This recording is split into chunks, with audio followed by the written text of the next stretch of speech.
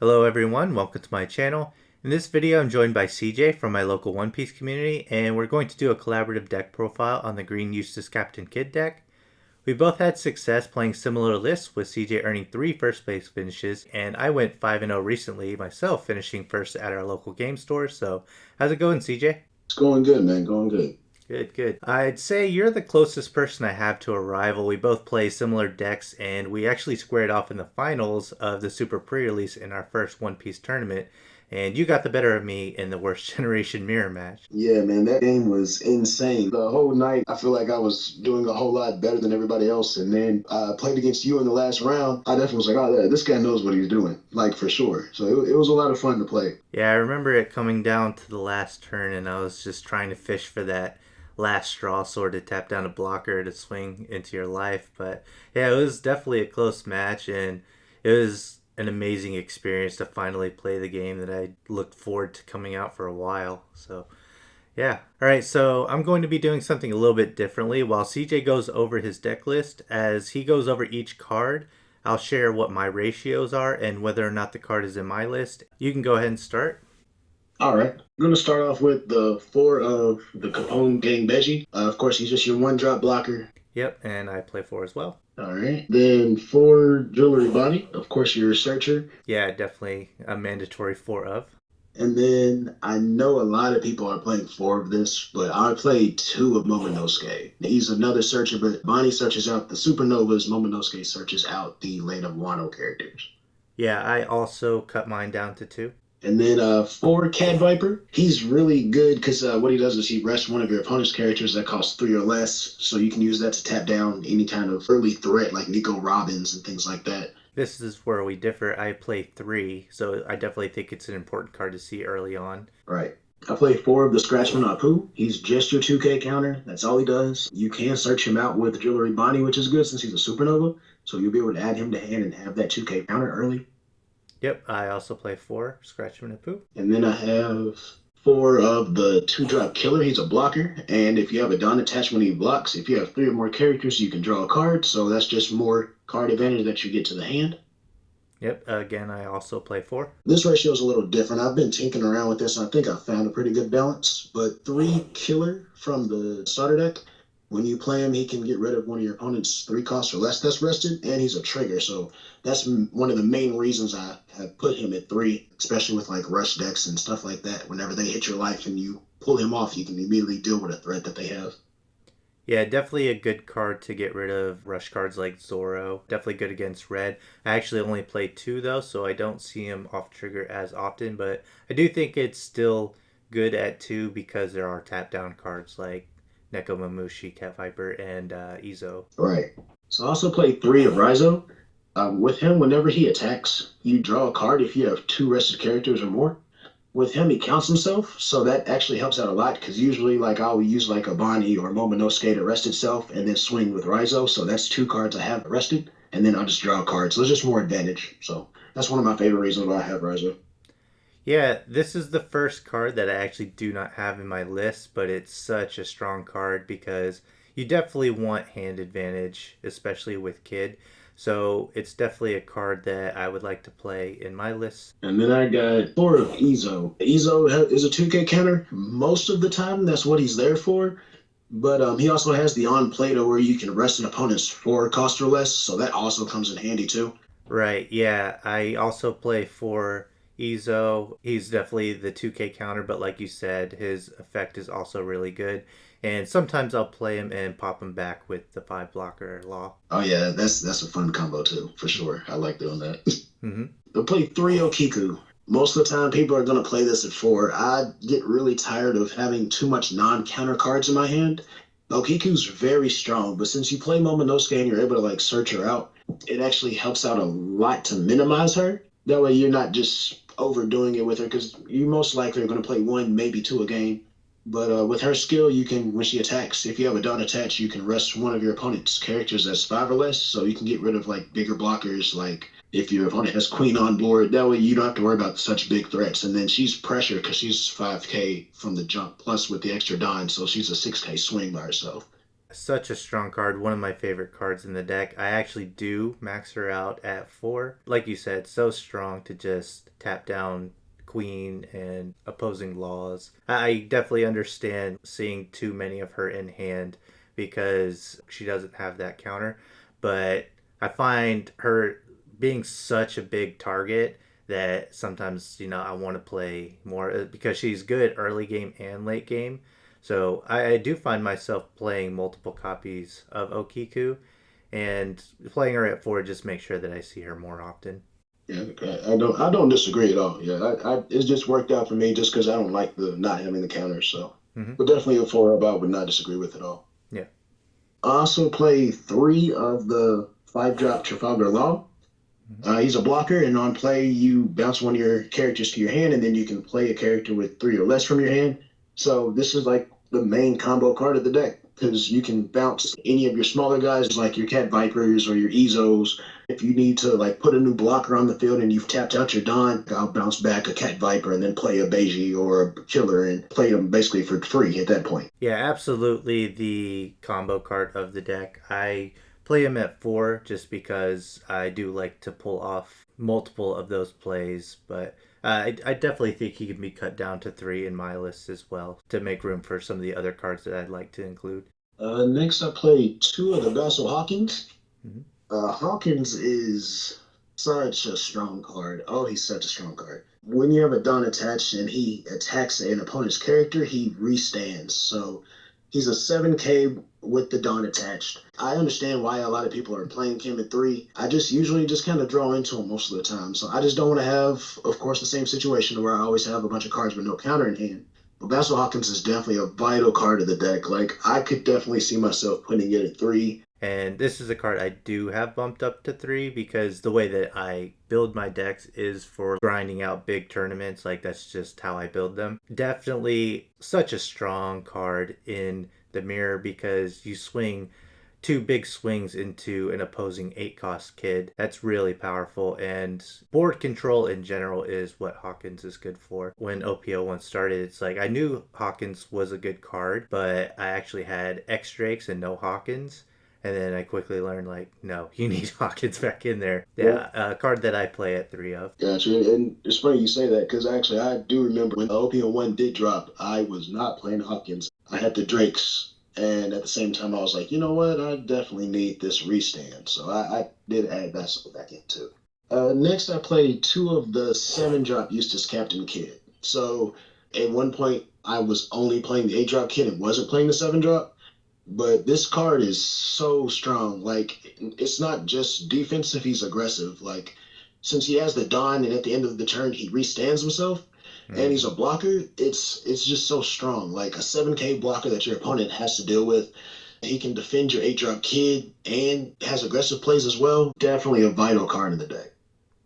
Yeah, I play him at 3, and I don't blame you. I also took him out at the beginning of the format because I was like, well, 8 cost kid is his replacement, right? But like you said, you add that Dawn attack with a big swing and then restand as a blocker. It's just so strong. Including him next to the 8 drop, it's like if you can establish the 7 drop kid and defend him, and then you drop the 8 cost the next turn, it's like really tough for your opponent to get around the kid wall. Oh yeah, I love people's expressions. They immediately are just like, "So how am I supposed to deal with this?" I'm like, "Yeah, that's a good question." Hmm. So yeah, I just like dropping them both in the game because it's the Great Wall of Kid. It's like if they can't overcome that, you kind of just auto win, you know? Right, right. And then, of course, the man himself, the 8 drop Eustass Kid. The card explains itself. We've seen it all over the place. Like the card is, as everybody says, meta defining. Like it is. It's a Hmm. card that you put it on, and then next thing you know, your opponent can only attack him. Like, and he also can be rested to play one of your 3 drops or less. So you can put him on board, even though he can't attack. You can just rest him, drop killer, drop a blocker or something. That way you already have something to defend him as soon as he comes out, and then put that Dawn on, and now they have to attack it, and then you just defend him from there. It's as simple as that. And after that, you can use him to attack as well. Like he's an 8K, put a Dawn on, now he's a 9K, and your opponent's gonna struggle to survive that. Like the card is so strong. Like He's great. I love the card. Yeah, I play three as well, and like you said, it's a meta defining card for sure. A play that I like to make sometimes is if I'm doing good on life and I can't defend the 8 cost kid, sometimes I'll just play him and not rest him just so that I have all the Dawn that I need next turn to defend him with. So, yeah, the other great thing about him is he's defense, but he's not a blocker. So the 5 cost Luffy that goes through blockers or decks that run Diablo Jambe, they still have to deal with the 8 cost kid, so it's really a strong card. So good. For my events, I play two of the Paradise Waterfall. It's of course your 2K counter, restands one of your characters active, and has the trigger effect to KO one of your opponent's rested characters that cost 4 or less. It's a really nice trigger effect. I love when that goes off. My favorite thing to do with it though is of course it restands one of your characters, so you can block, activate it, save your blocker, and then restand your blocker to block again. The typical play that most people will do is once you have your 8 drop kid and your 7 drop kid, your opponent swings in the big kid, you block with your 7 drop, restand their Paradise Waterfall. Now they got to deal with a 7K blocker again.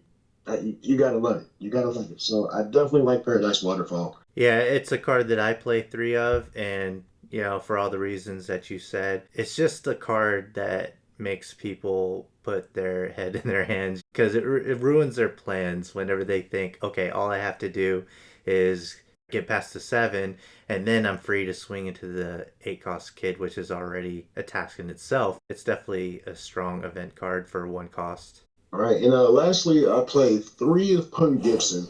I sing this card's praises so much because how much I have to deal with like red and stuff. But of course, your 4K counter, but it rests one of your opponent's 4 or less. So I mean, people can play over this card, but at the same time, they do have to play around this card. So it's like they might establish their board first and then start swinging, or they have to deal with it in a different way. But just being able to rest one of your opponent's cards definitely is great. And then the trigger effect to just rest anything. So if you do take that hit off life, it's insane. So like I love this card, and it's great to use to defend kid too, because most of the time if your opponent tries to hit it with big numbers, adding a 4K for two, not a problem. So I definitely love Punk Gibson. I used to play it at 4, but I had to bump it down to 3 just to kind of make space. Again, dealing with the too many non-counterable cards because you do have to plan out to use this card.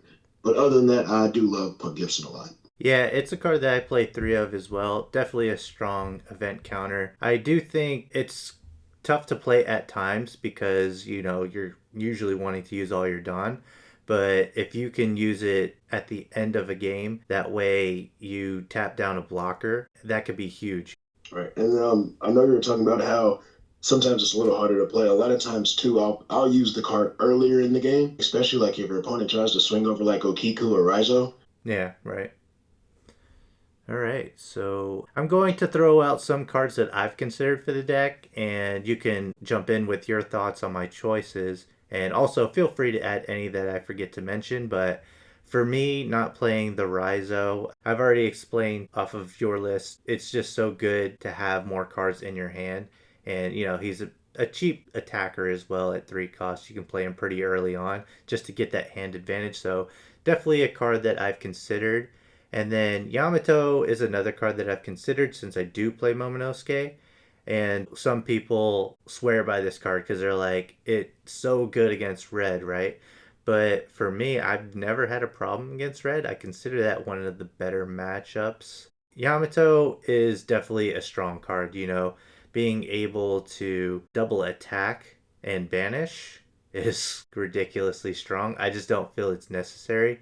And it's at 5 costs, so that would be in the same range as Hawkins, and I feel like Hawkins is just as good against red. Those are two cards that I've considered. What others do you think would be worth including into the kid deck? A couple of cards I could probably think of would be like Straw Sword, being able to just rest an opponent's character. I could definitely see it as like a one or two of. Another one is X Drake. He's just another one of those cards that competes with that 5 drop area, but just being able to put a 6K body on board and pop a character that's 4 or less. It is a 1K counter in hand too, so it's not a bad thing to have in hand. So I would definitely say you can throw X Drake in the build. Yeah, for sure. X Drake, being a 5 cost 6K, attacker is really nice. And like you said, he does have that 1000 counter. And there are cards that rest. If they don't have anything rested, you can combo him with Cat Viper or Ezo. So X Drake is definitely a card that I looked at early meta and I was like, yeah, this is definitely going in. I don't currently have him, but he's definitely a strong inclusion. And Straw Sword is like the ultimate momentum card. You know, it was like the MVP card whenever we were doing deck limited battles and super pre release. So it has a history of being a strong card to close out games. Those are definitely good cards to add. But what are some general tips that you have? And we'll go into specific matchups. Let's start with general tips. What do you have? Hand advantage, definitely, as much as you possibly can. The deck can go aggro, the deck can play the long game too. So it just kind of depends on your matchup as far as how you want to play it.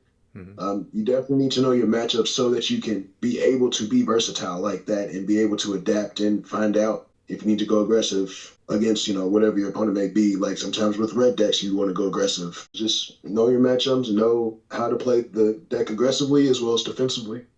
Yeah, I think you pretty much hit on all of the tips that I would have for the deck. I'll also say the biggest bit of advice in my experience would be do not play the 8 drop kid if you cannot protect him. That was a huge mistake that I had early on that I had to learn how to play the 8 drop kid properly. A lot of times I would just drop him down, attach to the Dawn, rest him, put a character on board, and if it wasn't a blocker, it's easy for them to just load up on Dawn, get rid of it, and then I'm left with nothing the next turn, you know?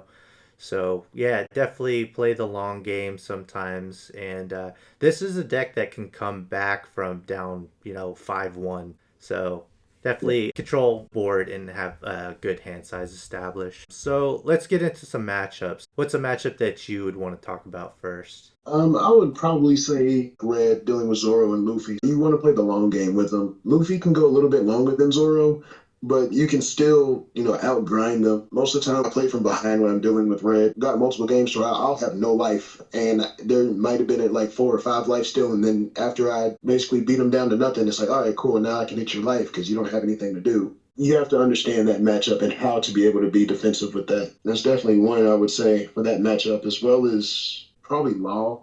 Mm-hmm. You want to be able to grind them down too. You definitely have to play aggressive with them and make sure that they have to keep replenishing their board, or else if they replenish their board, you're going to be struggling after that. So Right, yeah, with Law having the best of both worlds, they can play either way, like you said. So it's basically you just make the right plays and try to get an advantage. It's going to be a back and forth, I think. So, um, one matchup that I think is interesting is Purple Kaido. Against Kaido, I would say my advice is usually to try to swing and get their life down as quickly as possible. It's one of the matchups where I think you do go a little bit aggressively early because you want to make it awkward for them to play the 10 cost Kaido, right?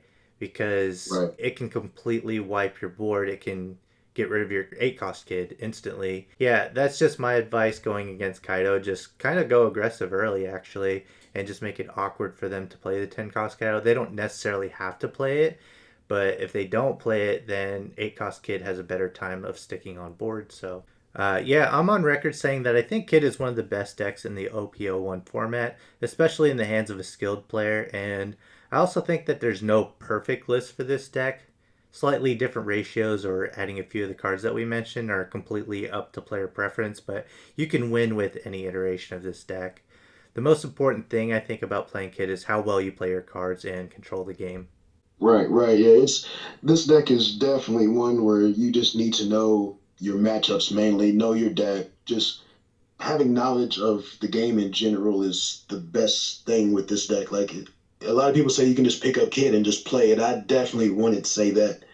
A lot of the cards kind of play themselves, but you have to know how to play them still. So Yeah, exactly. Knowing how to play the cards is what's most important, but the deck list itself is really flexible. There's been so many Eustass Kids winning tournaments, and every time I look at a list, I'm like, yeah, I could see that. That works. And they're all different ratios and some different cards here and there. But it's like, in the hands of a skilled player, like I said, you can win with different lists. It's most important just how you play the cards. yeah, And like you said, looking at different lists, I'll do the same thing that you do. I'm looking at lists and I'm like, oh, okay, I see how that works. And then sometimes I'm looking, I'm like, how did you win? Like I'll see decks that have like so many non-counter cards, and that's been one of my biggest things talking about this deck. Mm-hmm. I'm like, how are you able to survive with no counter in hand? But they might be able to play the game aggressively enough to where they don't have to worry about that. Or, maybe they do have like some decks I see without event cards. I'm like, how are you doing that? And they maximize the 2K counters, like playing the Beppo and, different cards like that. So it's all about your player preference, like you said, and just being able to use your cards effectively. Right, for sure. Well, CJ, I appreciate you collaborating with me on this deck profile.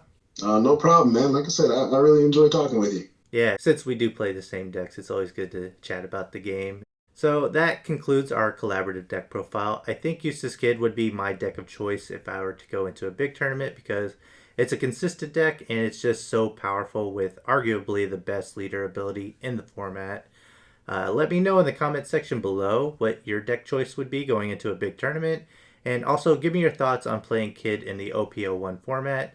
Consider subscribing for more One Piece card game content, and I'll see you all in my next video.